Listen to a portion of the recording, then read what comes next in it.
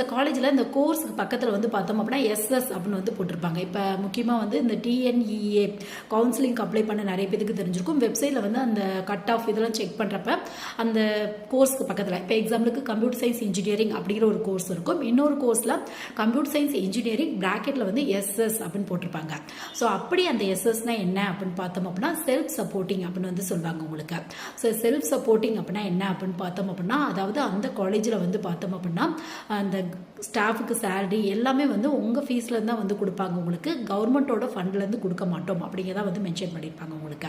So நார்மலாக வந்து ஒரு கவர்மெண்ட் ஃபண்டடில் அந்த கோர்ஸ் படிக்கிறதுக்கும் இந்த எஸ்எஸ்ல படிக்கிறதுக்கும் என்ன டிஃப்ரென்ஸ் அப்படின்னு கேட்டிங்க அப்படின்னா பெரிய அளவு டிஃப்ரென்ஸ்லாம் இல்லை உங்களுக்கு. எஸ்எஸ் படிச்சிங்க அப்படின்னா கொஞ்சம் ஃபீஸ் லெவல் வந்து அதிகமாக இருக்கும் உங்களுக்கு. இதுவே கவர்மெண்ட் ஃபண்டடில் போகிறப்ப ஃபீஸ் லெவல் வந்து கம்மியாக இருக்கும். பட் எஸ்எஸ் செல்ஃப் சப்போர்ட்டிங்கில் படிக்கிறப்ப ஃபீஸ் லெவல் கொஞ்சம் அதிகமாக இருக்கும் உங்களுக்கு. ஸோ இதை தான் மென்ஷன் பண்ணியிருக்காங்க உங்களுக்கு. ஸோ நிறைய வெப்சைட்டில் இந்த மாதிரி வருது. ஸோ அதனால் நிறைய ஸ்டூடெண்ட்ஸ் இதை பற்றி கொஸ்டின்ஸ் கேட்குறாங்க. ஸோ அதுக்கான கிளாரிஃபிகேஷன் தான்.